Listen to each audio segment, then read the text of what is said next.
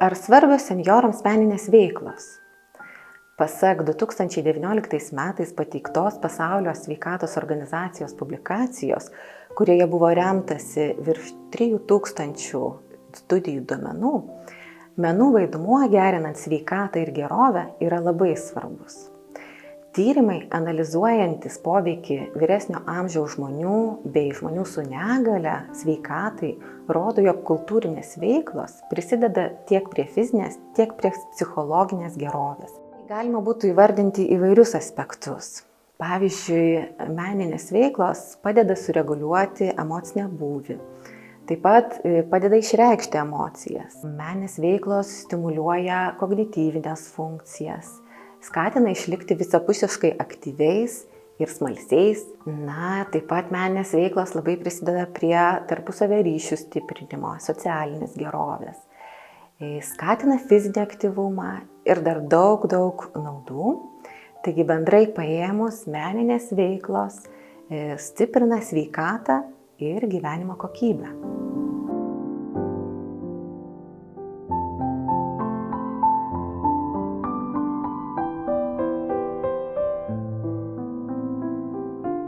Šis projektas yra Erasmus programos mažos apimties partnerystės projektas, kurį įgyvendina viešoji įstaiga Saulės stygos iš Lietuvos ir asociacija Prometeo iš Italijos.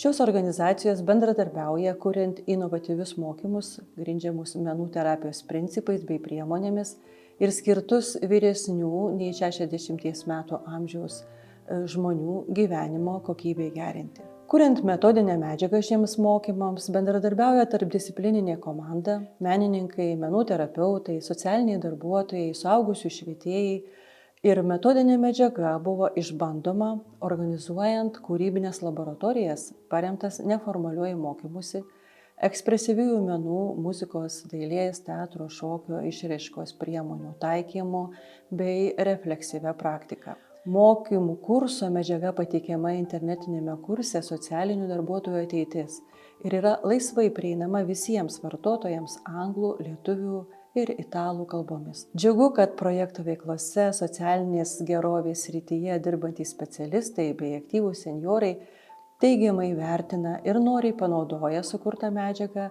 gerinant senjorų gyvenimo kokybę bei telkiant jų bendruomenę. Įgyvendinant projektą vyko seminarai tiek Lietuvoje, tiek Italijoje. Juose dalyvavo daugiau nei 50 garbaus amžiaus žmonių, jų šeimos narių ir bendruomenės narių. Šie renginiai buvo grindžiami šeimos istorijų prisiminimais, jų įprasminimu per meninės veiklas. Šios veiklos suteikė daug džiugių akimirkų žmonėms dalyvaujantiems veiklose ir paskatino juos prisiminti savo malonius gyvenimo įvykius. Projekto veiklų įgyvendinimo metu išryškėjo metodinės medžiagos pritaikymo poreikis įvairioms senjorų grupėms. Apie veiklų pritaikymą atsižvelgiant į individualių žmonių poreikius, menų terapeutai dalinosi savo patirtimi su socialiniais darbuotojais projekto baigiamajame renginyje.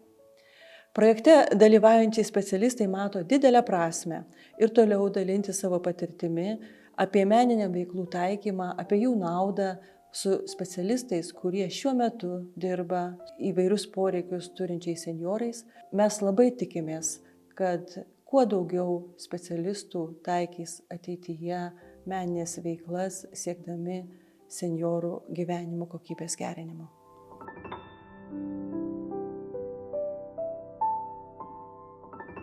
Aš esu Loreta. Ir aš galiu būti išdykusi. Sako visi. Tu esi Loreta ir tu gali būti išdykusi.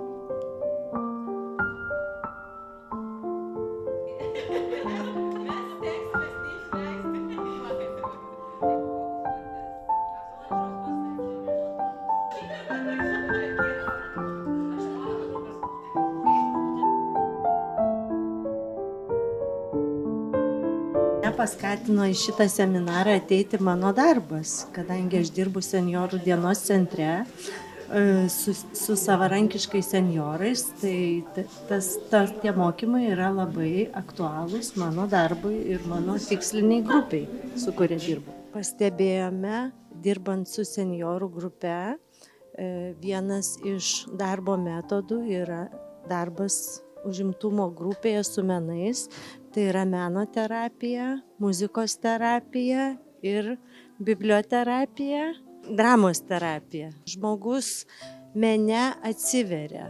Aš jaučiuosi labai laiminga ir iš tikrųjų esu tarsi kliento kailyje, paslaugų gavėjo.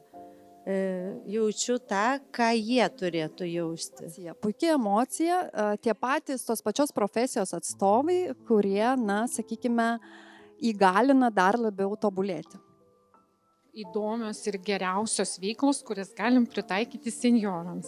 Tai labai patiko ir muzikiniai šitie visi užduotėlės, todėl, kad mes galim tai pritaikyti savo darbe. Tai labai džiaugiuosi, įspūdžiai labai geri, tikrai matau, ką galime bus panaudoti veikloje ir ačiū Jums.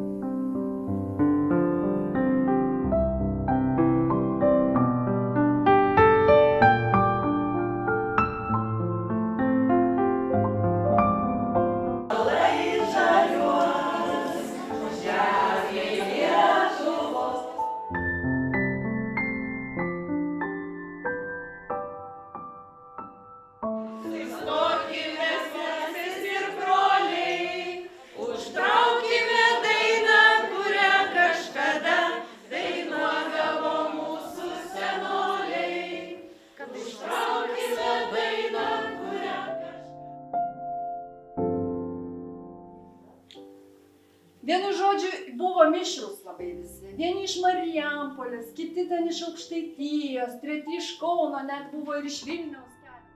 Pilpauki berniokė, iš Suvalkijos lygumų, o tau pritars aš žvaigždų.